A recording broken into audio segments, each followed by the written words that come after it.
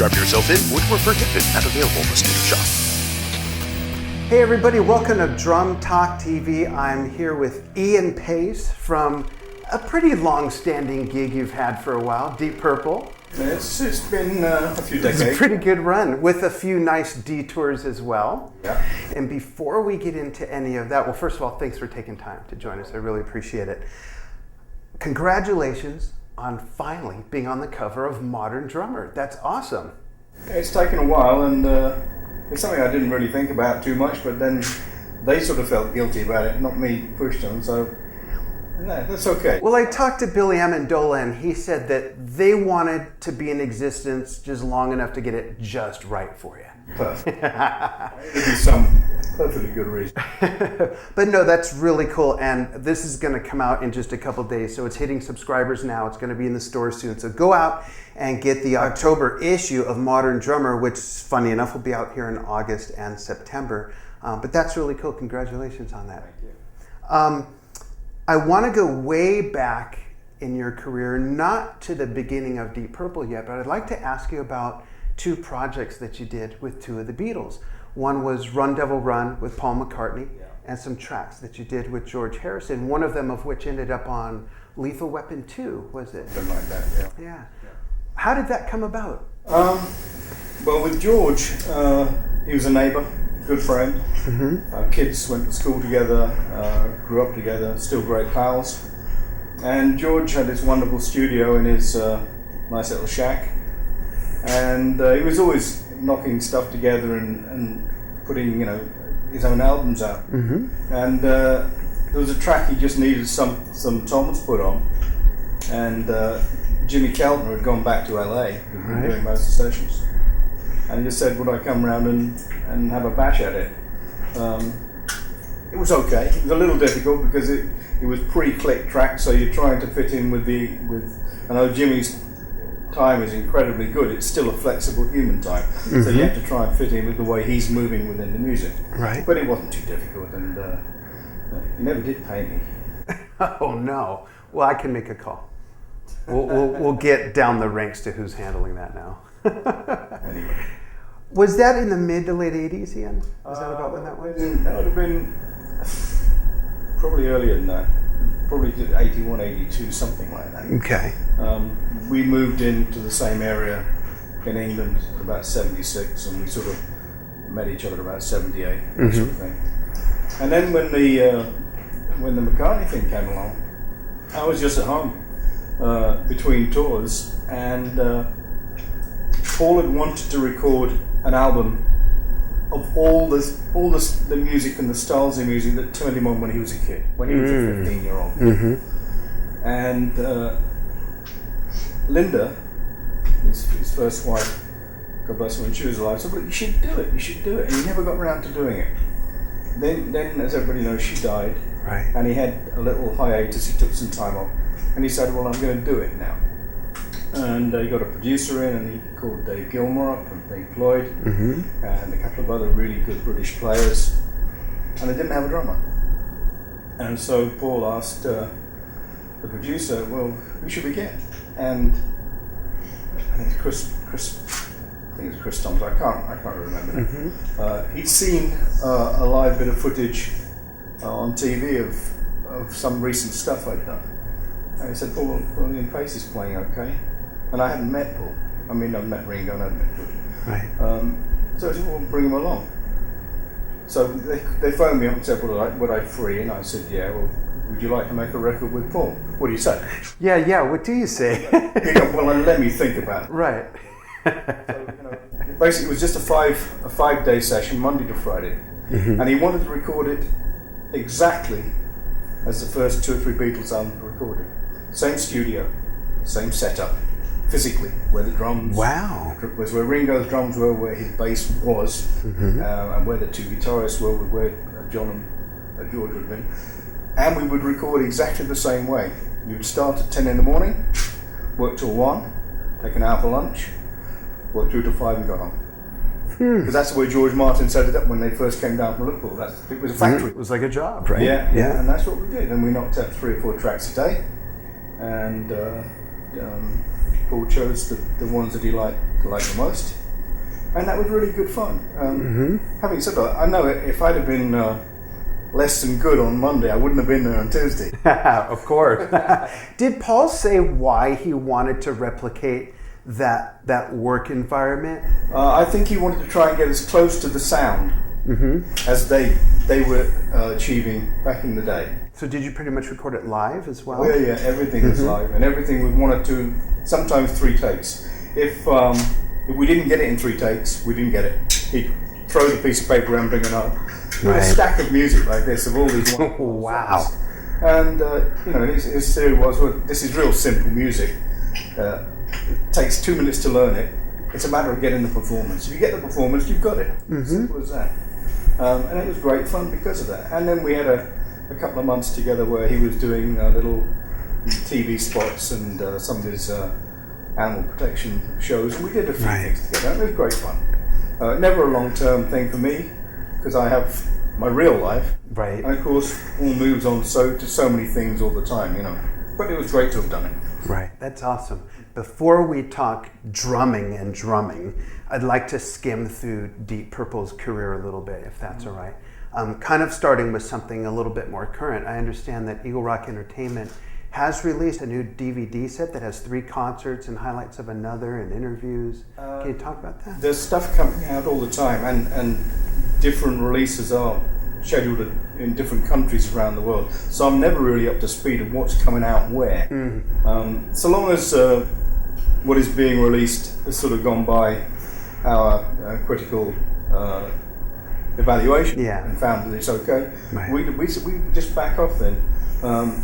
So there are things coming out all the time, and that's one of the things that you mentioned, this DVD thing. The most important thing that's happening in the States, of course, we released a record in 2012, which in Europe and the Far East was a #1 big record. It sort of got by the media here, although it's sold very well in the States. So they're doing a re-push on that, and that's an album called Now What, which we recorded in Nashville with Bob Ezrin. Right. And it was just a labour of love. It was just a joyous time. Only broken up by the fact that during the sessions we lost Jon. Right. Lost Jon Lord. Right. But it was the first time I've actually enjoyed being in the studio for probably 25 years. Wow, what Other a huge than the statement. thing, which was so simple, and like being a kid again. I can do studio work, okay, but I don't really enjoy it. It's always a compromise between what you want the drums to sound like acoustically and what you have to do to them to make them sound right in the control room. Right. But Bob chose a studio which was just absolutely magnificent, the tracking room in LA. Big room, you put the drum up, you hit it, it go bang. It doesn't go duh. Right. So you feel like playing. Yeah. And some people like duh, but you're a very musical drummer. But with duh, you cannot play much. Right. You can keep time, but the thrill of playing something imaginative or off out of left field, that's a little more difficult. Yeah. Maybe for guys who live their life in the studio, maybe for them, they get in and they have duh and it works okay for them. Right. But I'm a live guy who does studio work. I'm not a studio guy who occasionally does live work. Right. So it's a different mindset. Sure. But it was great. Within half an hour, we were actually tracking. Putting the drums up, me hitting them, and just going to a break. We were actually starting to go into control room and hear stuff, and it sounded great. Is that what made it such an exceptional experience since 25 years, do you think? Yeah, well, usually it's, a day doing this, 2 days getting, and then you go, oh, God, I just want to make a record here. Right. Do it, make sure I'm happy, and go home, and, because 20 takes on something, it means you ain't going to get it. Yeah. Or you're not going to get it that day. Right. If you don't capture it in the first 15, 20 minutes or 3 or 4 takes, what happens then, you're not creating, you're recreating. And the great tracks come out when you're in that moment of creation where whatever you're doing is just for that moment. You've just thought of it now and it's gone. Right. And it's the second, third take, you're already pre-planning what you did before on the other take. Yeah. And that takes away a little bit of the magic. There's more labor than magic. Well, because you're not in that same zone. Right. And sometimes when you're in the studio, you can be having trouble with a track, and then something happens, something very strange happens. You have 3 takes, and they're all the same, and they're not right. And you start the 4th take, and you play a totally different part, and it's wonderful. And you go, oh, that's what I was looking for. Now I'll do it better. Take 5, it's gone again, and you cannot remember what the hell you did. Right. You don't know why you did it, what made that thought process happen, and you're back to where you were at square one. And so, wow. That's it, that's your take. That's all I got. That's it. That was it. I don't know where that came from, but it's right. And that's another weird thing about studio work. So you get a 5-minute period where everything locks into place, and then it just flies away again. And you get back to square one. Right. The writing and recording process of Now What, was everyone pretty much on the same page the whole time, and by the time it was finished and you heard the mastered version, everyone was happy? Well, it was two major writing sessions, and the first writing session is always sort of like up in the air. You're fighting to pull these things out of the ether, the ideas. But when you go into the second session, you've actually got a handle on which direction it's going, and that's when everything happens. And when we set aside 2 weeks to do all the basic composition, and in 10 days we went home, we had everything. We had more than we needed. Right. So again, that was easy. We had good ideas. Everybody was excited. We had everything in place. So it was pretty much apparent from the second writing session what the album was going to sound like. It was just a matter of getting a better sound. Right. Which is why Mr. Ezrin came in and helped out with that. We don't write like a dedicated songwriter. We create pieces of music, and if Ian Gillan can actually create a top line together with Roger and a lyric that will fit the track, then we continue. If it's a piece of music where you just can't find a song for it, well, it was fun to do it, but right. That's the end of it. It might not find its place. No. If it's something that is just so far out that you can't find any hook, any lyrical ability for it, you just got to throw it away and start again. Right. Oh, that's awesome. How much have you? This is kind of a dumb question, but I really want to ask it. As dumb as you want. Okay. I used to think there were no dumb questions, but my wife and I have 4 kids each, and there is such a thing. Sorry, kids, but through the years, and perhaps it's different now than it was in the 80s, let alone the 70s and 60s.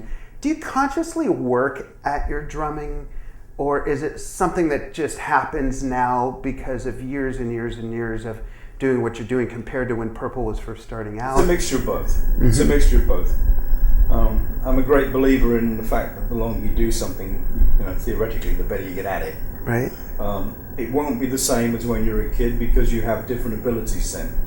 The power at your command when you're in your 20s is staggering. The knowledge sometimes isn't quite so staggering. That's true. But one counterbalances the other. You have all this drive and energy of youth tempered with some limitations. Yeah. When you get into in my case, into my 7th decade now, some things go, but other things come. And it's not that I can't play some of the things, I've just forgotten what they are. I've forgotten why I did them. That's funny.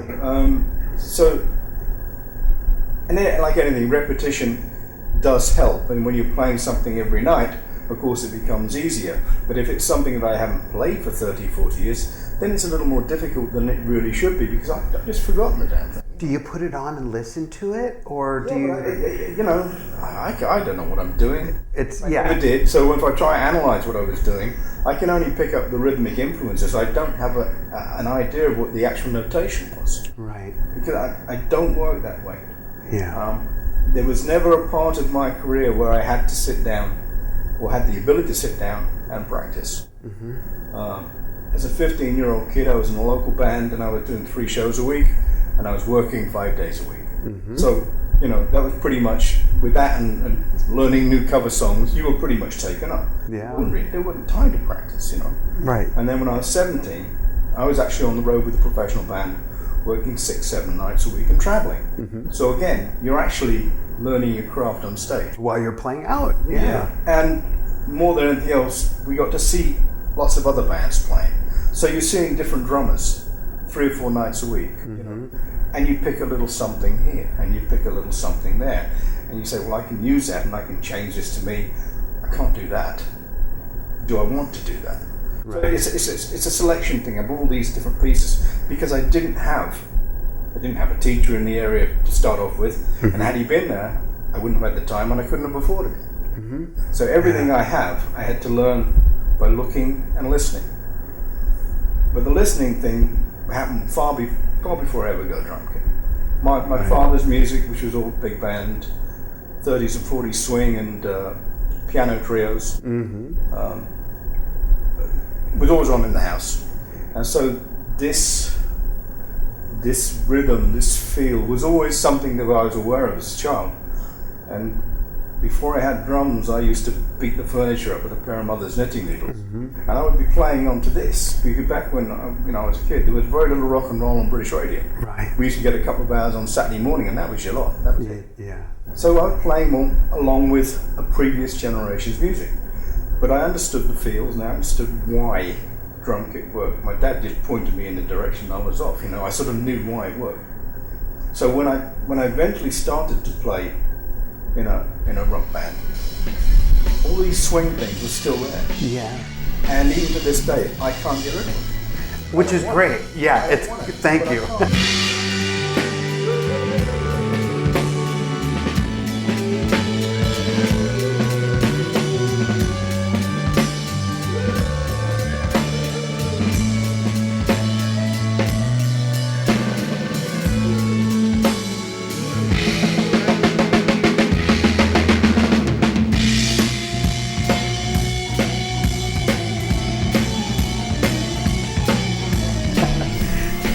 If I was offered, say, the job in AC/DC, I'd have to turn it down. I couldn't do it. Right. I could not sit there all night and just go and never move. Yeah. Never do a fill in. And never put a bounce in it. That would be so alien to me that I wouldn't do it very well. Simplest thing, and I wouldn't be able to do it as a 16-year-old kid who'd been playing for 2 weeks. Right. Because it's not me. Yeah. It absolutely not only worked its way into your playing when you started playing, but I mean, decades later, it's still there, and it's your signature style. Yeah. If anything it's really done, it's given me a different way of playing rock and roll. If I'm trying to find new things, I go back 50 years at least. Great. I was going to ask you that. I'll find out what the guys, I'll pick up an obscure little Richard piece and I say, what's the drummer doing there? And the guy's halfway between a swing drummer and a rock drummer. And it's the two cousins that really shouldn't be talking to it, just have this amazing feel. So you go, if I go back far enough, I'll find something that everybody else thinks is new. Right. There are no new things. Everything's old. Right. It's how you approach it. It's how you approach it. Yeah. And that's what I try and find. I try and find, okay, this is what I do. I try and put a swing in everything. So let's listen to the guys who really knew how to do it. And still learn from these people. And sometimes it's the simplest thing. And you go, I can take that. I can make that now. I can take it from there and I can make it now. That era of music, the big band, the swing, is still so powerful and so relevant and so musical and so difficult. Yeah, and joyful at the same time too. Yeah, it's not so present in popular music these days. About 3-4 years ago, I was invited by Kathy Rich to play with the Buddy Rich band in London. Now, I never get scared playing drums. I've always enjoyed it as a hobby, and I still do. But that's the only time I've gone on stage with the Trembles.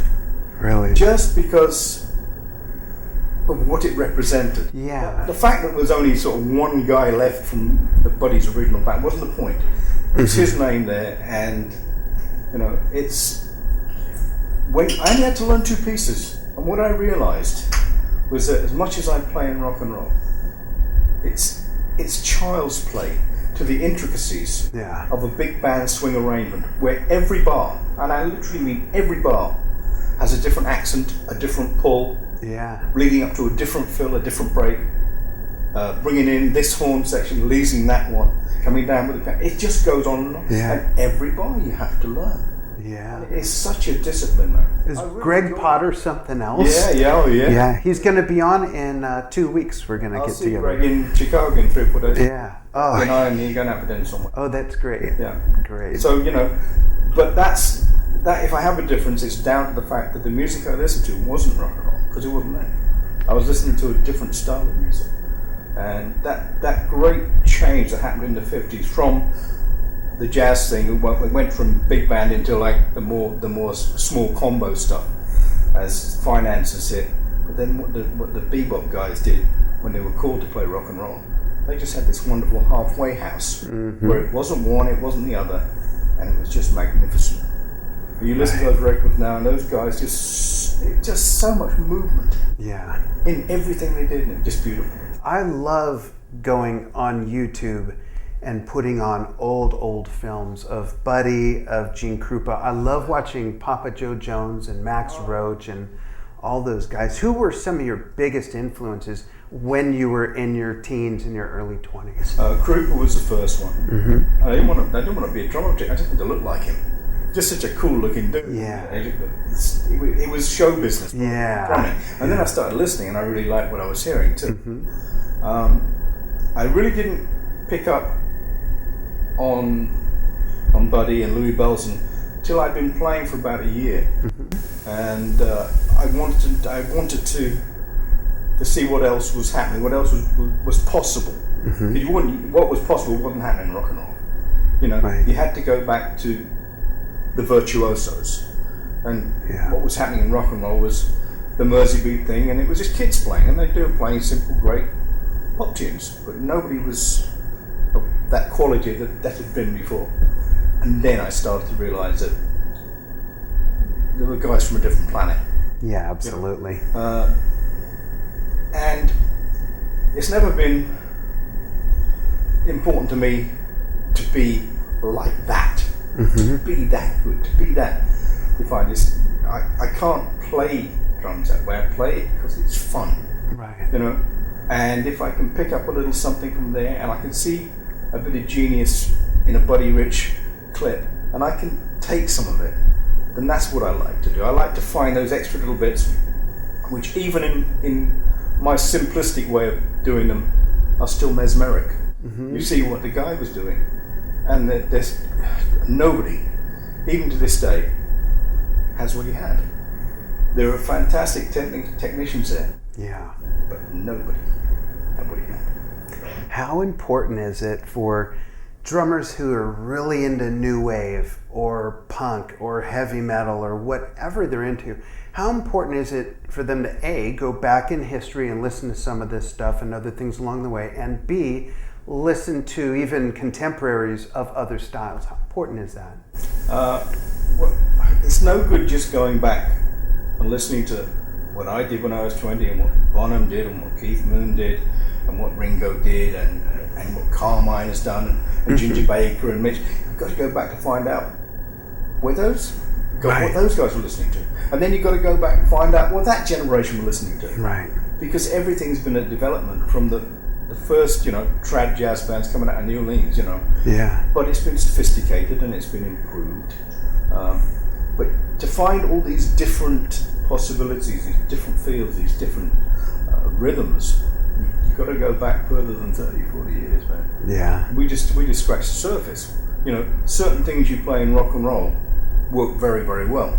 Certain things don't. In a way that you can, in a jazz situation, you can play everything and everything works. Right. It's like certain chord sequences in jazz or classical music, everything will work. You try writing songs in predominantly major keys, they're just too jolly. Yeah. Rock and roll, hard rock and roll has a minor undertone. Yeah. So there are limitations. The same with rhythms. Certain rhythms will have your head moving, and other ones will leave you stunned. Yeah. And there's nothing you can do about it. So it's a limited genre of music. Certain things work and certain things don't. Where other styles, everything happens. Everything happens. So, right. When the first 5 of you got together and formed Deep Purple, What was on your mind as far as a vocation? I hope I'll do some gigs and buy groceries and pay the rent and see where this goes. Or did you want to be somewhere up here? What was kind of the thought there at the time? It's hard to remember. I never really thought about it beyond the fact I was having fun and I was getting enough money in my pocket each week to allow that fun to continue. We're not talking about, I think when we started we were on about $40 a week each, which wasn't bad in those days.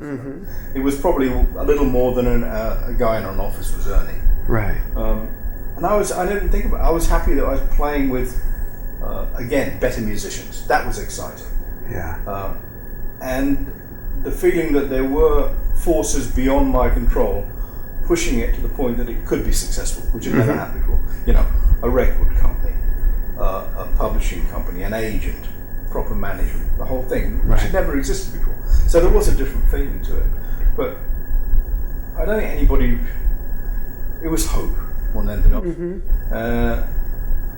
And the hope became reality very, very quickly after, because, you know, we recorded the record in late spring of 68, and it was a hit in autumn of 68, especially in this country. Yeah. So, you know, whatever we did, and with the push that was around us, the whole package kicked it off. Beyond anybody's wildest dreams, you know. Right.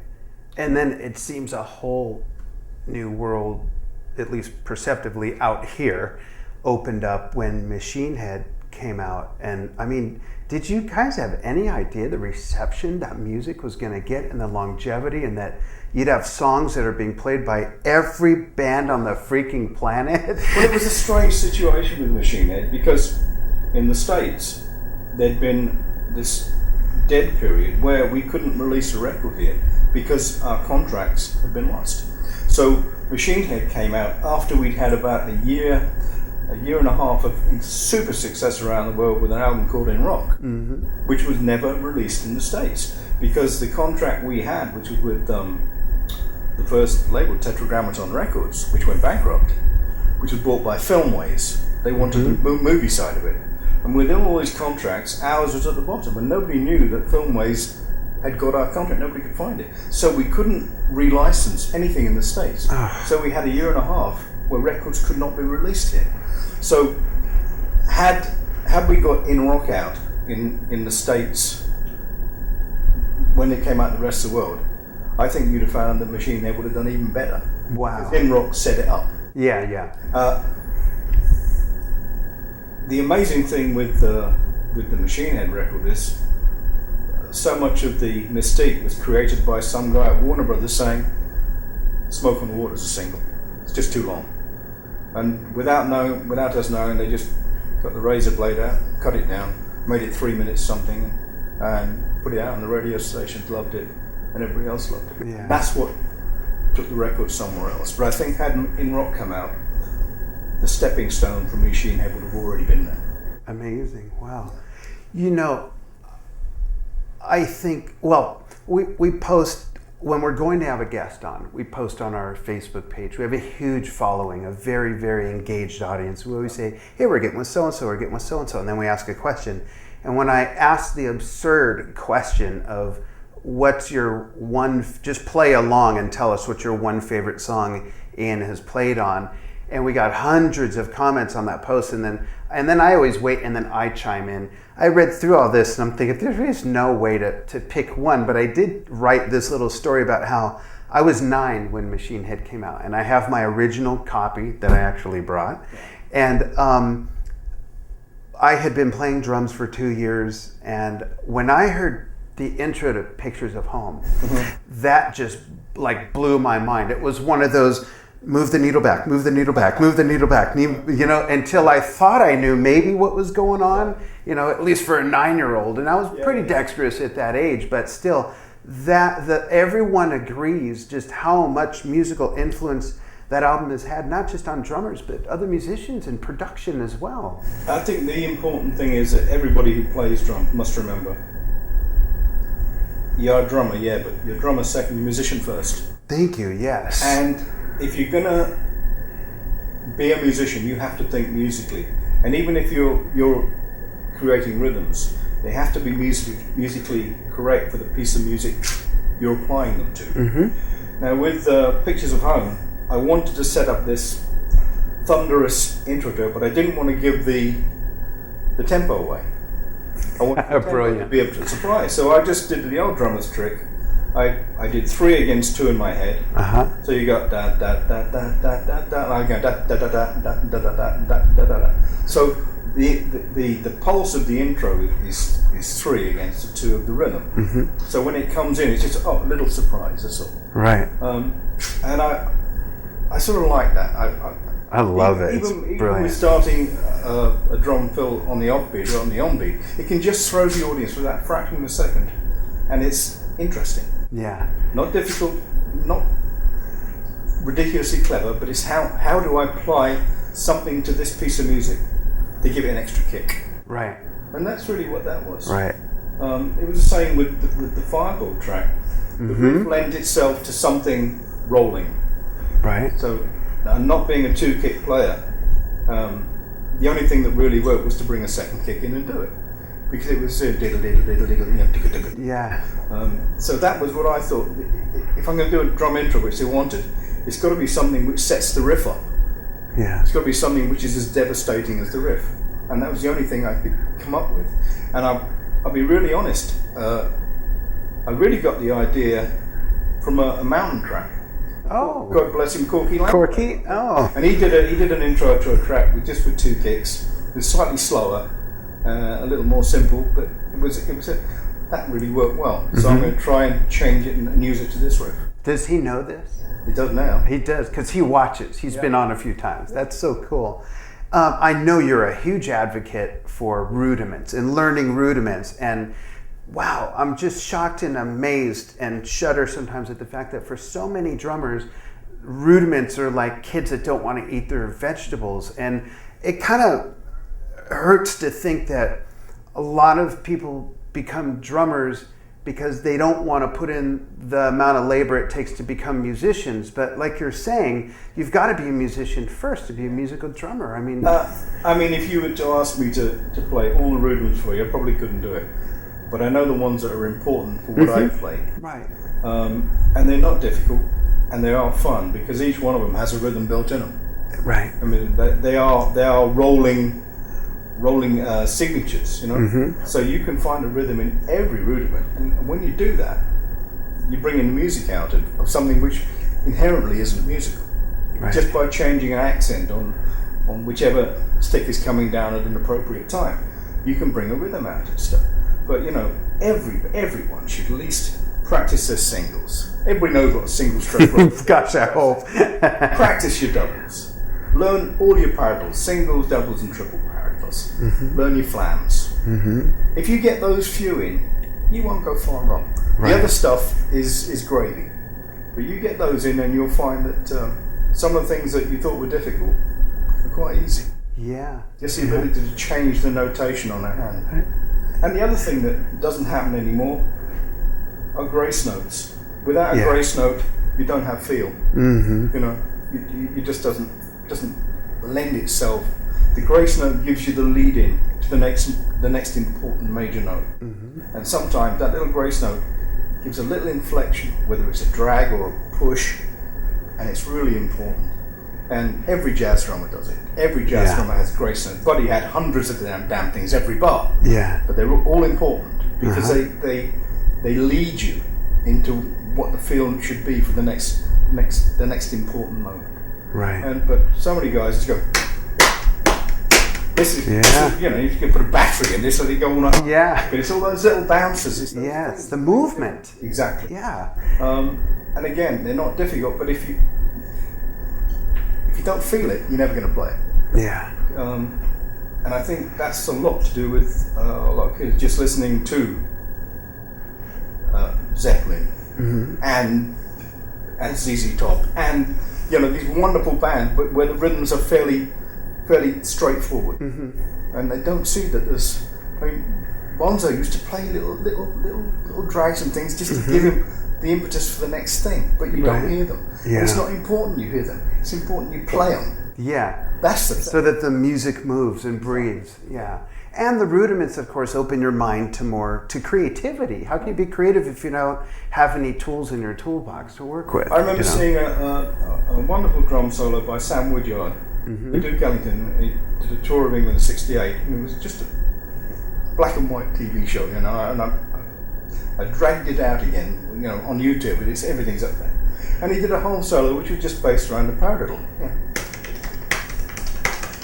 And he just went around the kit between the toms and the cymbals, and he just played a paradiddle for 3 minutes, but in different notes, different sounds. Right. And it was just fabulous. Now, if you don't know what a paradiddle is, you can never do that. Right, exactly. And you could never sit and play You Fool No One. No, right. That's all paradiddle. Yeah, it's paradiddle with a little cheat at the end, so Yeah. paradiddle little. Yeah. Yeah. Yeah. Love that song.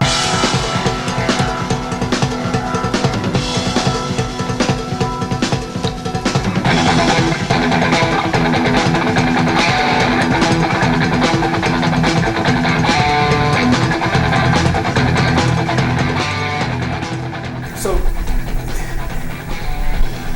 you don't need to, if it's not in your makeup to be the next Thomas Lang or the next Simon Phillips or the next Billy Cobham where every rudiment is at your command, you still need to know some of them. Yeah. Because it makes your life easier. Right, absolutely. Why would you make something more difficult than it needs to be? Yeah. And as you say, you will start creating different things which you never knew you had in you. Right.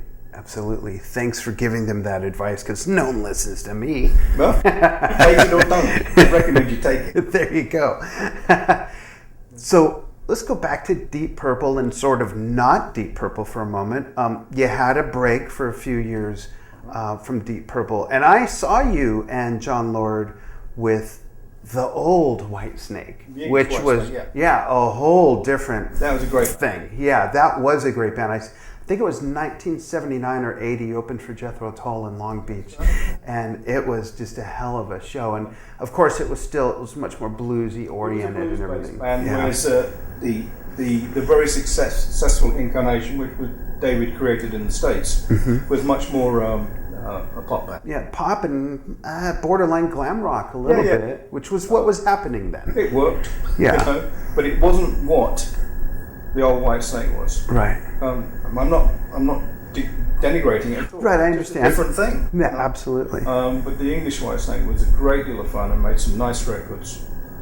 And again, one of those things I'm proud of. I did some really good times doing that stuff. Yeah. Did you ever think, if you can remember, when you sat with Rick Wakeman on his show Gas Tank, and that was post-Purple at the time when we thought it was a post-Purple world.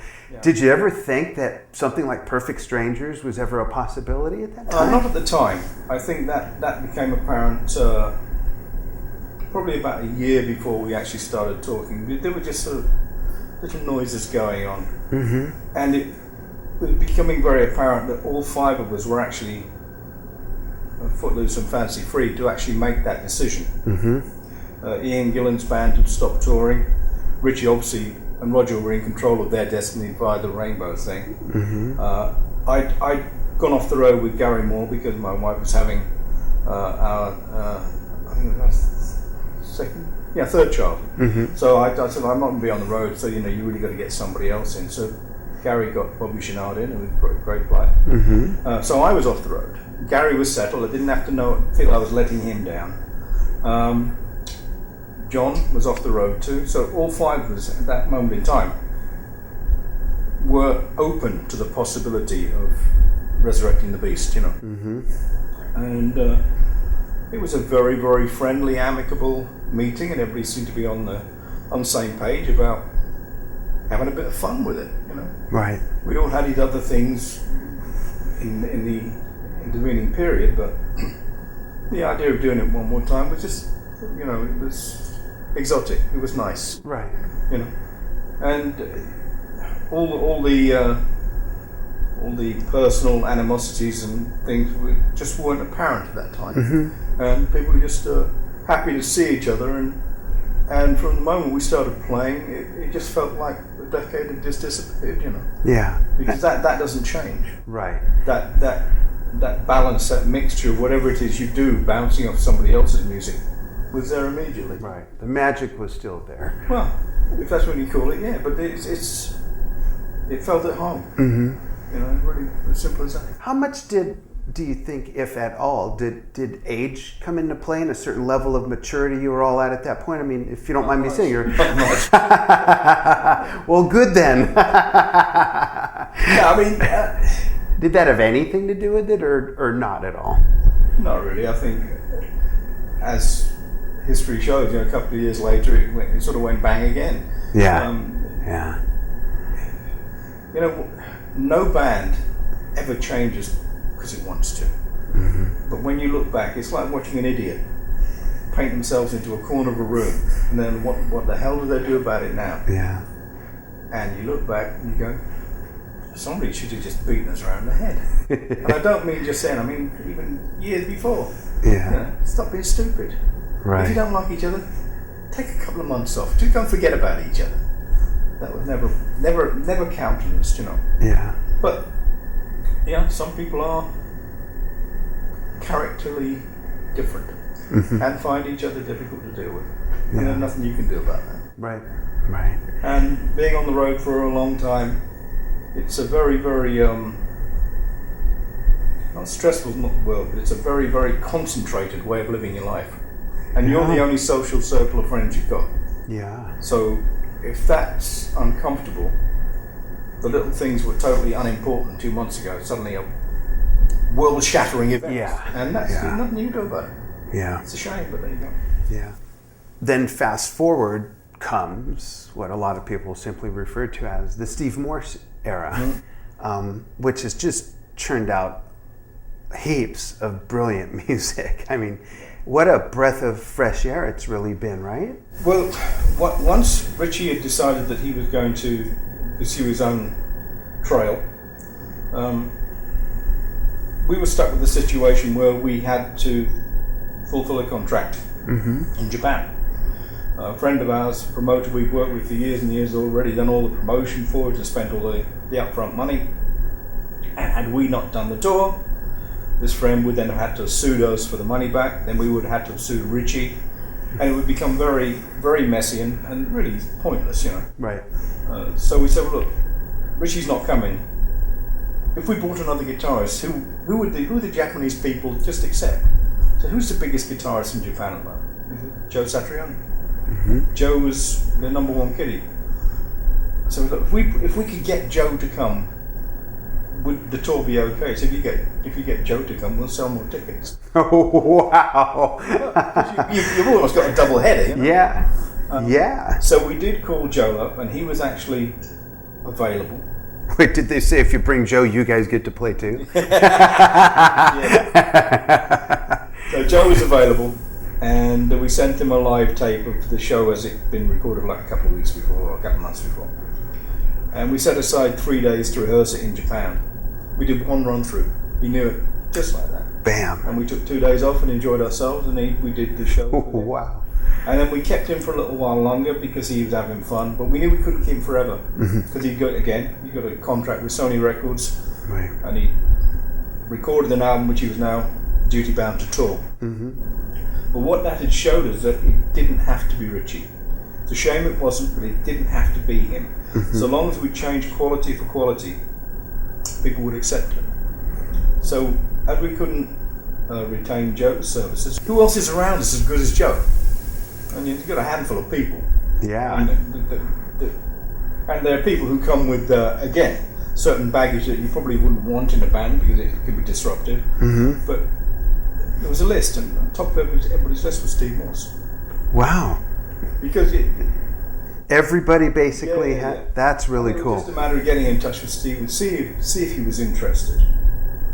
And Steve's only proviso was he wouldn't have to wear any sort of ridiculous lycra stage clothing. And we did a little tour down in Mexico, see if we liked each other, and we did. And it's been from that day to this. And it's apart from the loss of John, it's been the longest lasting incarnation of Purple. Right. Yeah. And now you have Don Airy, who's been around forever as well. How easily did he slide into an almost impossible role, really? Well, see, when Don was a kid, he was actually being coaxed into being a concert pianist, but he came to see a Deep Purple show, and he saw what John did, and he wanted to do that. So he was an acolyte of John's idea of playing Hammond organ in a rock band. So his career developed along very similar lines, although he was a much vaunted sideman with lots of really big artists. Right, Ozzy and Rainbow he played. Yeah. Ozzy. Yeah. Colosseum too. I mean, just lots and lots of bands because he's a quality musician. But once we realised that, you know, he's the guy. John didn't want to do it anymore. John wanted to go and do his classical thing with orchestral music. It was fine. It was obvious that we needed to bring Don into the band as a full-time member, which he is. So again, it's the five-way cooperative. Each one has an equal say, and it works very well because of it. And we do everything in the same way that we did before. We write the music together. We disagree about things together. You know, we plan together, and we work as a unit. And the characters involved now, all we have to do is play music. There's no rubbish comes on stage from the day. Because if all you've got to do is play, and you actually can play, it's really very easy. All you've got to do is get up there and smile and just really dig it. Do your thing. Yeah. How fun and gratifying is it, this stage in your career and this stage in your life, to be able to still do this? I've said it before, it's a great gift to have two lives. One of which you need just to keep sane, that's your adult, real life out there. But the ability to run away 4 or 5 nights a week for 2 hours and become a 15-year-old punk is a great gift. Because when you're on stage, nobody can annoy you, nobody can get to you, and you're doing what you did when you were that kid. And you're doing it for the same reason. You've gone through the early part of your career where you're trying to set your life up. Now, you know, if your life isn't set up by now, it never will be. So stop worrying. Good point. Good point. So you can go on stage and enjoy it. Not every show is great. You know, there's natural train wrecks that you can't get round, and occasionally there's a bad night and you just put it to one side and get on with the next show. But I think each one of us know that we have a finite article here, and however many more years we can keep it going, we will, because we're having fun, and the audiences are out there who want to see it. Right. But one day it will be gone, and then I'll miss the hell out of it. Yeah. You know? Yeah. Because that ability to run away as a 15-year-old kid, it won't disappear forever, but at this level, it won't. Yeah. I don't care who you are. When you get to that level, it's great fun. I drive me nuts, all those guys. Oh, it's so stressful of being on the road. You know, we have to get in our private plane and we stay in a 5-star hotel, and then we have to play music. Grueling. God, sometimes 4 nights a week.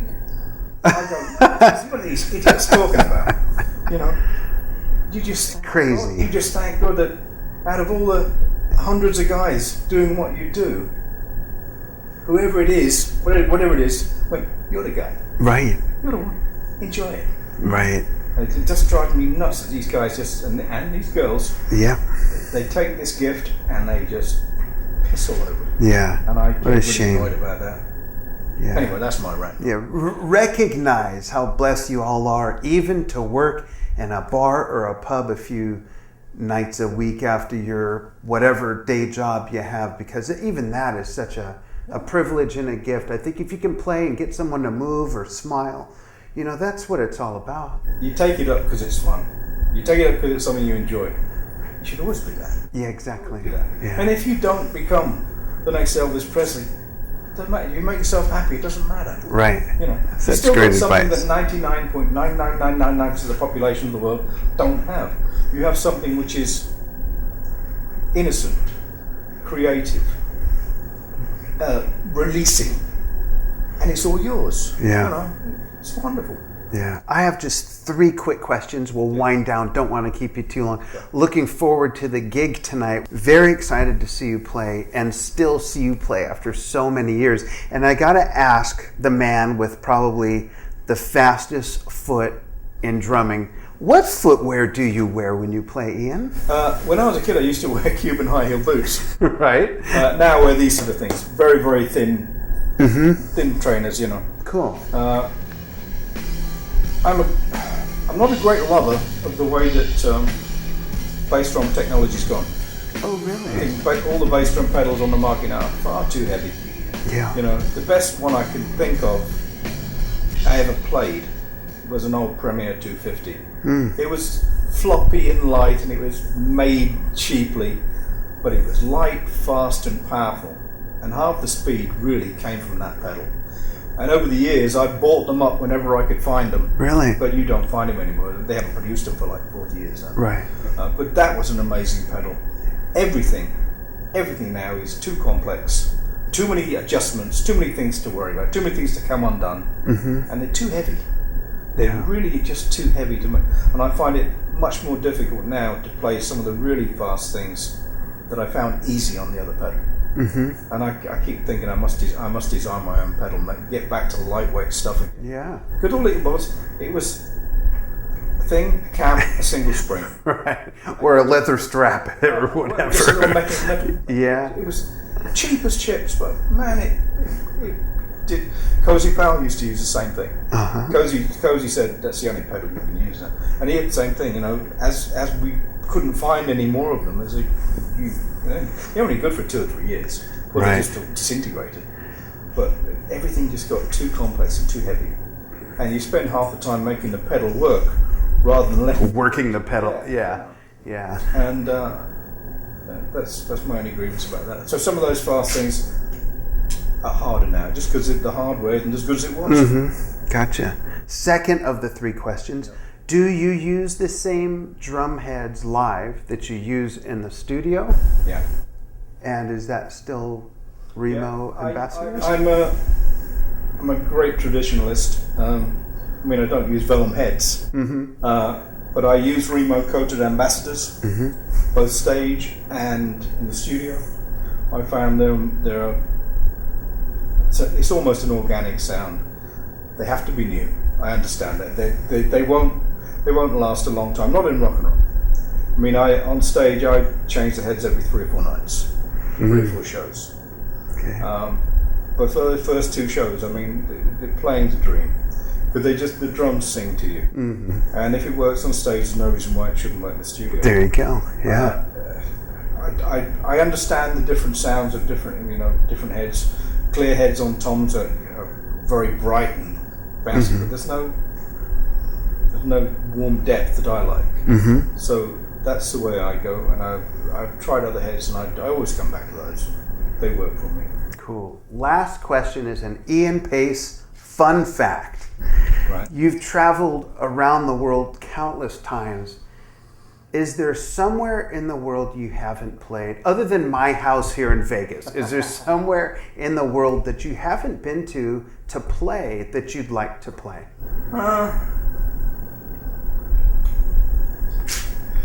There are places in the world I haven't been just because you cannot play there. I mean, if you go to Africa, you play South Africa. That's it. There is nowhere else to play. I mean, right. That's the truth of the matter. We've played in China, obviously we've done Japan, we've done Russia, we've done South America, we've done the Eastern Europe countries. Wait, you played in Japan? So, quite honestly, no. I mean, there might be the odd small country that we haven't hit, but they're generally linked to some other culture that we have hit. But I'm not a tourist, man. I never have been. I remember being on the road in 1970, and I booked a little private plane to go down to the Grand Canyon. I had a few of those the night before. I couldn't get out of bed. I sent the pilot off home. No. I'm not a born tourist. Just not a tourist. No. Yeah. And then that because I was a stupid kid and doing far too much of everything. Now I just, I just can't do it. And it's very, very rare for me to leave the hotel. Is it? Yeah. if I'm in, say, Chicago or New York or LA, I have friends and things that I like to do there. Some of the towns I only get to come to every now and again, I don't have the connection. Yeah. You know, so there's very little for me to go out for. You know, if I go out, I've got to come back again. A double trip, 2 ways. Ian, thanks so much for joining us here on Drum Talk TV. This is where you touch the little play thingy and you drag it back and you keep watching it until all this great information and advice soaks in so you can be a better drummer, a better musician, a better player, and which will make you a better person, right? I mean, isn't that how it works? Remember, enjoy it. Enjoy it. Thank you so much, and thank you for joining us here on drumtalktv.com.